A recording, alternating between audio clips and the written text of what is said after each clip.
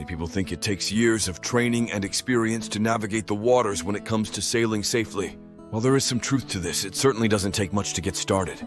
The first step to becoming a sailor starts with knowing the rules and basic vocabulary associated with sailing, and then moving on to more hands-on training with your sailboat. Sailing is one of the most invigorating sports or hobbies out there. Almost everyone has dreamed of sailing the seas at one time or another.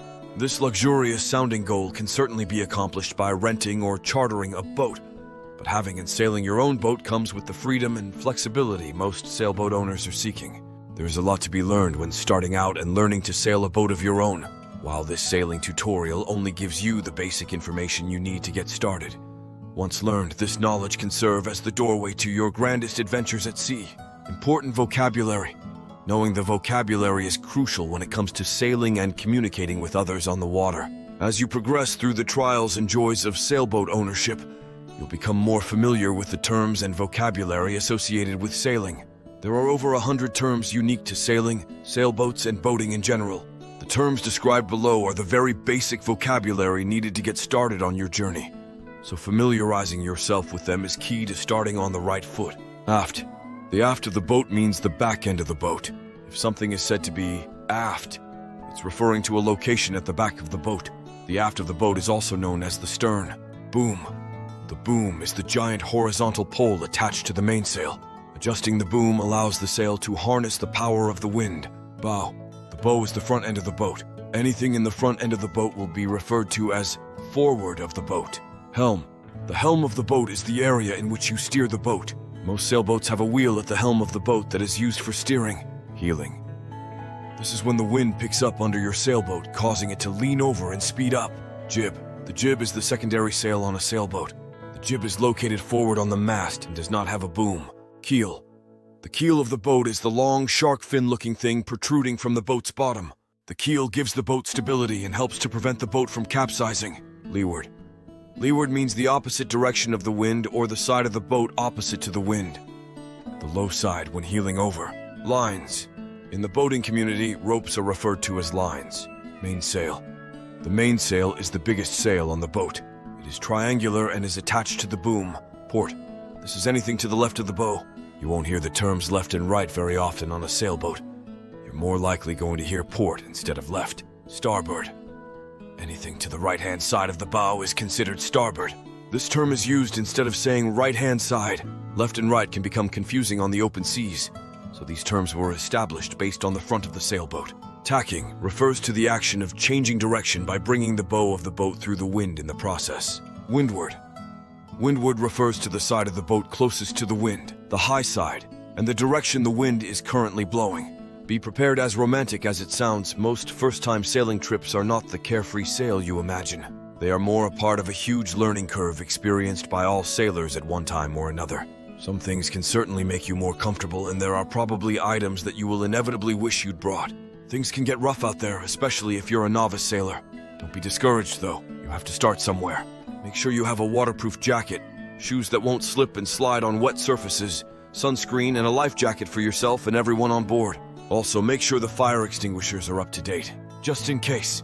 Checking the weather before you go sailing is always a good idea, especially if you're new to it. Windy conditions can make for some great sailing, but can also be a recipe for disaster. Scheduling your inaugural trip on a slightly less breezy day is ideal for getting to know the ropes. Always get your weather forecast from a reliable weather source that's focused on boating and weather at sea. One thing that new sailboat owners are not accustomed to is avoiding getting struck by the swinging boom, until a combination of muscle memory and autonomic reflexes takes over in your brain. It's going to take some conscious observation to avoid getting hit in the back of the head when the boom swings. Know the rules. Knowing the rules of boating is of utmost importance when taking to the water. Could you imagine someone getting a car and driving around not knowing a single rule of the road? Sounds like a chaotic mess. The same applies to sailing. Besides, it can be pretty scary when you're heading straight toward the bow of an enormous sailboat, and you're not sure who has the right of way. The most common boating rules and regulations can be obtained from boating websites which give you the basics. However, each state has its own set of rules, much of which varies from state to state. Check the rules and regulations for out on the water and those associated with owning and registering your sailboat. Starting out, there are various ways to gain valuable experience before hitting the high seas with your crew. There's almost no amount of reading material that can fully prepare you for sailing, so Getting out there beforehand is key to your success. Take a hands-on sailing course. Taking a sailing class that puts you out on the water with professionals is by far the best way to gain experience. While some of the courses may be pricey, you get valuable information and an opportunity to experience sailboating with other like-minded individuals. You may even make some new friends. Go out with friends if you're considering taking on sailing as a hobby or sport. It's likely that you either have friends or family involved already, or you're living in an area that encourages sailing. Tagging along on a friend's boat can give you valuable training hours while enjoying the day with a buddy or two. Rent a boat and a captain.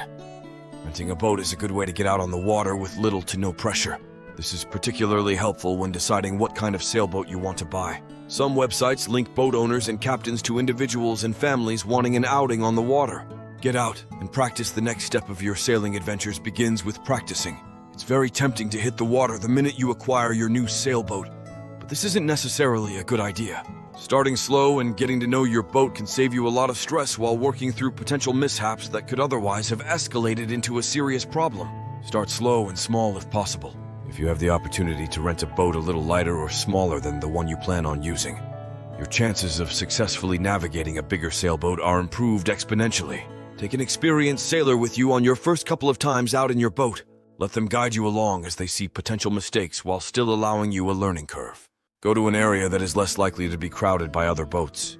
It's easier to focus on the ins and outs of learning to sail when you're not worried about getting plowed down by a party yacht. Plan your practice runs when the weather is ideal. As with overcrowding, not having to worry about the weather allows you to fine-tune your technique. This practice time is the perfect opportunity to learn the points of the sail. There are 8 points of the sail in total, with each having a different effect on the direction and speed of your sailboat. Learning to master the points of sail is essential for quick maneuvers and sudden weather changes. Drills, it's one thing to start out slow and easy, but eventually, it's time to get serious about sailing. Once you're comfortable and confident in your sailboat, it's time to introduce some environmental factors you're likely to encounter while out on your boat, like the bad weather and crowded waters that were being avoided during practice. Have an experienced sailor accompany you as you venture out into choppy waters, wind gusts, and whatever weather your geographic region might throw at you. Have an expert there as you navigate your way through the inevitable. The same applies to sailing in crowded waters. This can be very intimidating at first, and it's best to ease into it with a seasoned sailor on hand. Having someone to help maneuver you through a maze of various sized boats will be a worthwhile lesson. Hit the water. Most sailors know intuitively when they are ready and confident enough to sail without a chaperone. Having someone knowledgeable about sailing on board is always a good idea in case of an emergency. If at all possible, there is a fire or your boat capsizes. You must have a plan. Preparing for these events depends on your boat and other environmental factors particular to your geographic region. Having a medical kit and first-hand knowledge of CPR is also a valuable tool for boating safety in emergencies. Many boaters will have real-time practice drills where they intentionally capsize their boat to train and prepare for the worst-case scenario. Others will practice the routine for rescuing someone who's fallen overboard.